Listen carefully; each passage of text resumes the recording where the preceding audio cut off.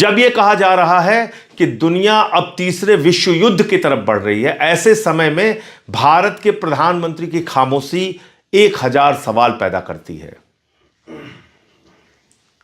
आप अपने आप को विश्वगुरु कहते हैं नरेंद्र मोदी जी, और विश्व में हो रही घटनाओं पर आप खामोश रहेंगे, चुप रहेंगे, कुछ नहीं बोलेंगे। ऐसे थोड़ी आप विश्वगुरु बन सकते हैं। आपको वैश्विक घटनाओं पर नजर रखनी होती है।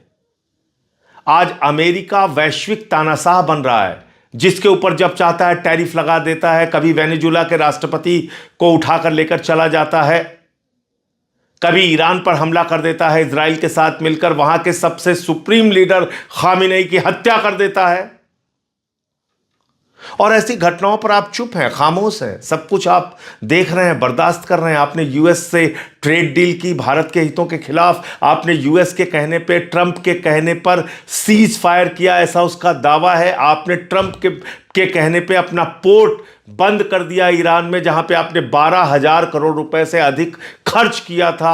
आपने ट्रंप के कहने पे रूस, जो आपका परंपरागत मित्र है, उससे तेल खरीदना बंद कर दिया, जहां से आप 40% भारत की जरूरतों का तेल खरीदते थे। आपने ट्रंप के कहने पर भारत के करोड़ों किसानों के हितों को गिरवी रख दिया। आप अमेरिका के पिछलग्गू बन के विश्वगुरु बनोगे? आप अमेरिका के सामने दब्बू बन के विश्वगुरु बनोगे? आपने देखा नहीं कि भारत के लोगों की कैसी बेइज्जती की अमेरिका ने? हाथों में हथकड़ी, पैरों में बेड़ी बांध के उनको अमृतसर के एयरपोर्ट पर उतारा गया, आपको अपमानित किया गया। आपने देखा नहीं कि किस तरह से पाकिस्तान के आसिम मुनीर को और वहां के शहबाज शरीफ को गले लगा रहा था ट्रंप, और कह रहा था आई लव पाकिस्तान। ऐसे अमेरिका पे आप भरोसा कर रहे हैं, और कल से आपके जो अंधभक्त हैं वो क्या प्रचारित कर रहे हैं? वो ईरान के खिलाफ बोल रहे हैं, उस ईरान के खिलाफ जो आपका कई संकट के वक्त में साथ दे चुका है, जो आपका परंपरागत मित्र है। आपके अंधभक्त, आपकी पार्टी के लोग ये कह रहे हैं कि 65 और 71 में ईरान ने पाकिस्तान का साथ दिया था। आपके अंधभक्त, आपकी पार्टी के नेता ये नहीं बता रहे हैं कि 71 में अमेरिका ने भारत के ऊपर तमाम प्रतिबंध लगाए थे, 71 के युद्ध में खुले तौर पे पाकिस्तान का साथ दिया था, और 71 के युद्ध में उसने बंगाल की खाड़ी में अपना 7वां भेड़ा भेज दिया था। उस वक्त रूस ने आपका साथ दिया था। आपके चेले ये नहीं बोल रहे हैं? आपके अंधभक्त ये नहीं बता रहे हैं कि 71 में अमेरिका पाकिस्तान के साथ खड़ा था, और एक मौके पे नहीं, कई मौके पे पाकिस्तान के साथ खड़ा था। जब भी भारत ने परमाणु परीक्षण किया, अमेरिका ने प्रतिबंध लगाया। अटल बिहारी वाजपेयी जी ने परमाणु परीक्षण किया, इंदिरा गांधी जी के वक्त में परमाणु परीक्षण किया, अमेरिका ने इसका खुलेआम विरोध किया। जब हम परमाणु शक्ति संपन्न हैं आज, तो इसका विरोध किसने किया? सबसे ज्यादा अमेरिका ने किया। तमाम प्रतिबंध आपके ऊपर लगाए। आप ये सब कुछ भूल गए? आपके चेलों को याद है 65 और 71 में ईरान पाकिस्तान के साथ खड़ा था। ये भूल गए कि वहां पे राज किसका था? Shah Reza Pahlavi. वो भी अमेरिका का पिछलग्गू था, अमेरिका का दलाल था, और इसलिए उसने पाकिस्तान का साथ दिया उस वक्त।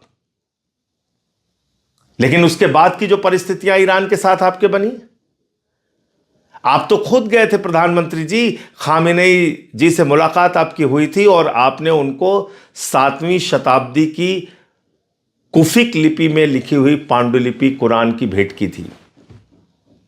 आपने ऊर्जा क्षेत्र में समझौता किया था। चाबार पोर्ट का आप बार बार जिक्र करते थे, श्रेय लेते थे कि आपने वो समझौता किया जहां पे आपने 12,000 करोड़ रुपए से ज्यादा खर्च किए। 1994 में जब organisation of Islamic countries Kashmir के मसले पे हमारे खिलाफ थे, भारत के खिलाफ थे, कौन साथ खड़ा था? ईरान खड़ा था आपके साथ। भूल गए आप? आपको रुपए में तेल दिया ईरान ने, भूल गए आप? 60,000 करोड़ रुपए आपसे ईरान ने कहा कि आप अपनी अर्थव्यवस्था को सुधारिए, बाद में ये पैसा आप हमें दे दीजिएगा, जो उनका बकाया था।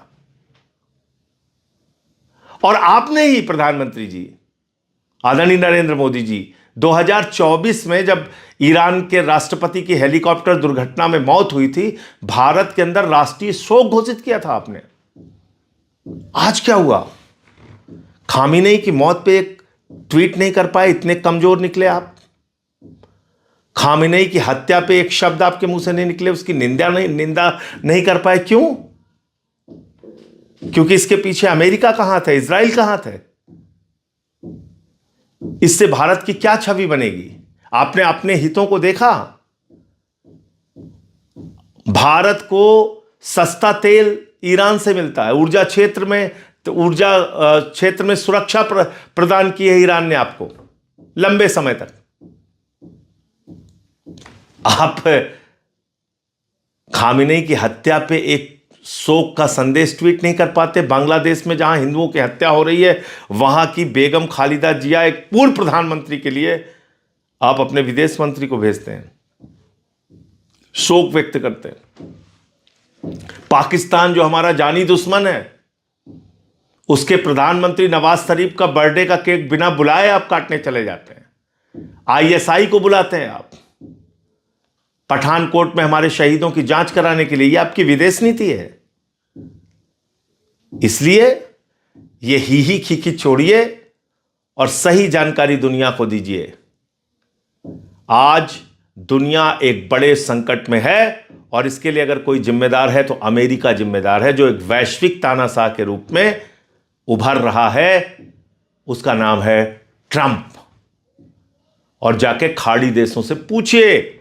खाड़ी देश आज चिल्ला रहे हैं, चीख रहे हैं, कह रहे हैं हमको ईरान की दया पर छोड़ दिया है अमेरिका ने। हमने उनके लिए मिलिट्री बेस दिया अपने देशों में और हमको ईरान की दया पर छोड़ दिया।